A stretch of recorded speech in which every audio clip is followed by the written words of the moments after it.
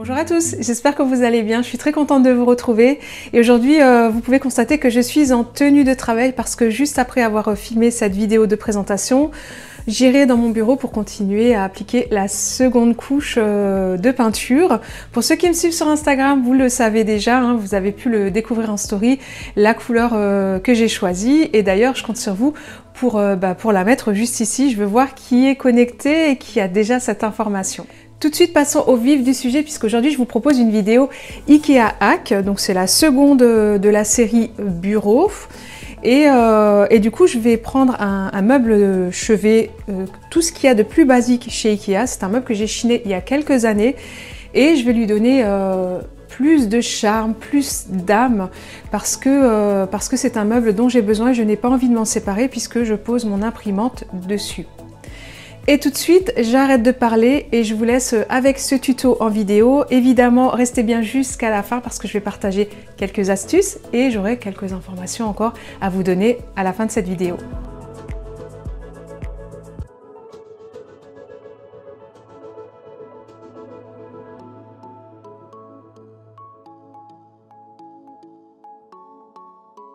Et je commence tout de suite avec la préparation du meuble puisque c'est l'étape incontournable quand on fait un relooking de meubles. Je vais commencer par enlever les petites tiges en fer qui tiennent l'étagère. Ensuite, je vais retirer les roulettes puisque je ne souhaite pas les conserver. Je vais les remplacer par des pieds.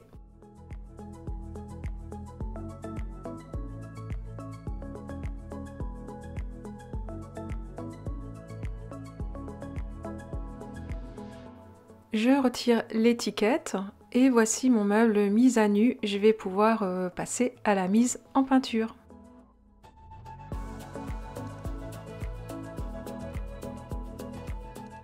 Je vais travailler avec la peinture Lacalo de chez Erika. C'est une peinture qui s'applique directement sur le bois ou sur le métal. D'ailleurs, je vous rappelle que si vous êtes intéressé par la peinture, n'hésitez pas à me contacter par mail et je pourrai vous faire bénéficier de 10% de remise sur votre commande. J'ai choisi la couleur porcelaine et j'ai commencé par dégager les angles, hein, on procède toujours par cet ordre-là. Et ensuite, je vais utiliser un rouleau lacqueur pour avoir quelque chose d'assez lisse. Ici, j'ai utilisé un petit pinceau de précision pour pouvoir combler les trous. Et en fait, je vais appliquer la peinture sur tout le meuble et je vais l'appliquer en 2 couches. Et d'ailleurs, je précise que je suis en train d'appliquer la peinture directement sur du stratifié et vous pouvez constater que ça adhère vraiment très bien.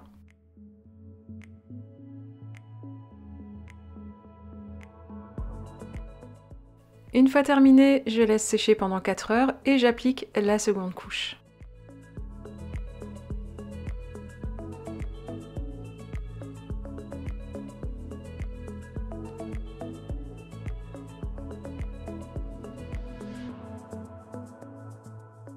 C'est parti pour la fixation des pieds. Pour cela, je vais fouiller dans mon tiroir à bric-à-brac. Ce sont des pieds que j'ai accumulés au fil des années. Et je vais me servir de ces pieds-là de sommier de tapissier. Au début, j'y croyais pas trop. Et finalement, les disposant sur le bureau que j'ai fait il y a 2 semaines, je me suis rendu compte que c'était exactement la même couleur. Alors là, franchement, quelle chance! Donc du coup, je vais les utiliser et en plus de ça, ils ont les pattes de fixation en fer qui sont avec, donc c'est vraiment très très pratique pour les installer. Malheureusement, je ne vais pas pouvoir utiliser les anciens trous, je vais en utiliser qu'un, ça sera déjà ça de prix. Et ensuite, avec un feutre, je vais venir marquer les futurs emplacements.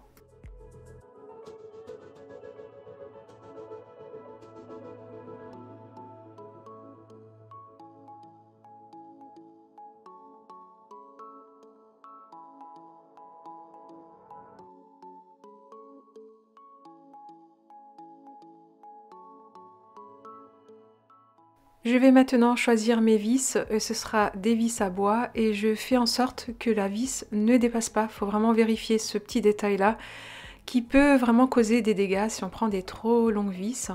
Ensuite, je commence à visser la première vis donc dans le trou qui est déjà actuel. Et là, petite astuce que j'avais envie de partager avec vous. Pour la seconde vis, j'ai vraiment du mal à la faire entrer, donc ça sert à rien d'insister. Ce que je vais faire, c'est que je vais prendre une petite mèche pour prépercer tous les futurs trous finalement, et ça va me faire gagner un temps précieux.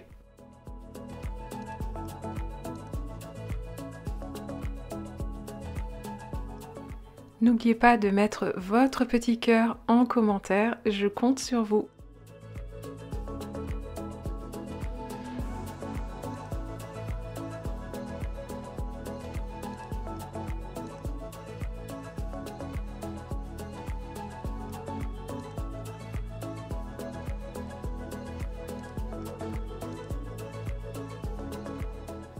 Maintenant, je vais prendre une mèche à bois que je vais venir disposer sur la vis du pied pour pouvoir prendre le bon diamètre.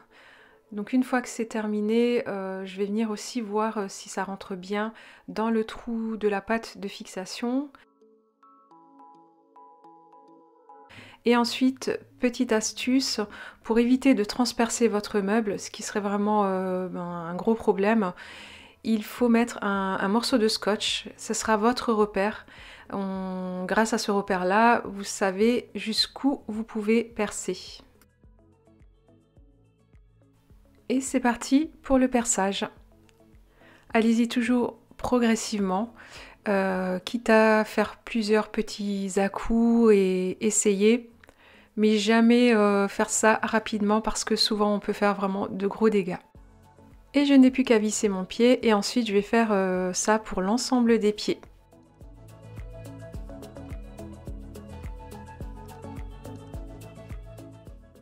On passe à la préparation du plateau et pour cela j'ai acheté une planche en sapin parce que j'avais plus de bois en stock. Je l'ai payé 25 € chez Brico Dépôt. Ensuite, j'ai fait le marquage à l'aide du meuble et là, je vais placer mon aspirateur sur la scie sauteuse. Ça évitera que j'ai de la poussière de bois partout. Évidemment, c'est un aspirateur spécial chantier, hein, c'est pas un aspirateur de maison. Une fois terminé, je viens poncer légèrement les aspérités de l'étagère. Et après, je fais de même pour la petite étagère qui se mettra au centre, qui se placera au centre du meuble. Et maintenant, je vais protéger avec un vernis de protection finition mat. C'est la couleur chêne clair. C'est la marque Saint-Hilor. Je l'ai déjà utilisé pour mon bureau que j'ai fait il y a 2 semaines. J'aime beaucoup cette couleur. Voilà, j'ai fait déjà une planche et je vais attaquer la deuxième planche. Petite astuce. Là, j'ai un aspect très rugueux, donc je vais prendre un grain 180 que je vais mettre sur une cale à poncer et je vais venir poncer légèrement pour avoir quelque chose de beaucoup plus doux. Voilà, c'est vraiment très très léger hein, pour pas retirer tout le vernis. Évidemment, j'ai mis 2 couches de vernis avant de faire cette étape-là. Et maintenant, on passe au collage. Je vais prendre une colle ni clou ni vis que je vais mettre sur le meuble et je vais mettre des petits plots un petit peu partout. Pas trop aux extrémités pour pas que ça bave de part et d'autre. Et maintenant, je mets ma planche.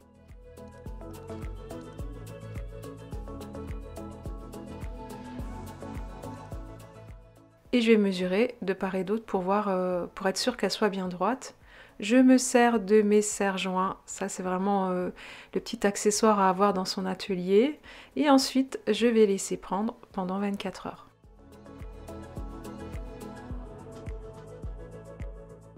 Nous voilà 24 heures plus tard, je viens retirer les serre-joints, tout a bien adhéré, tout est bien collé.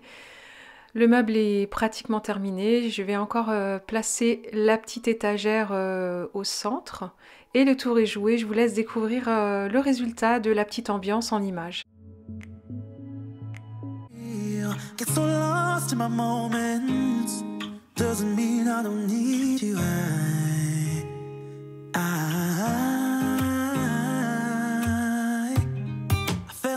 With your colors, they kinda tell me what I'm thinking. I fell in love with the way we are and the way we lose it.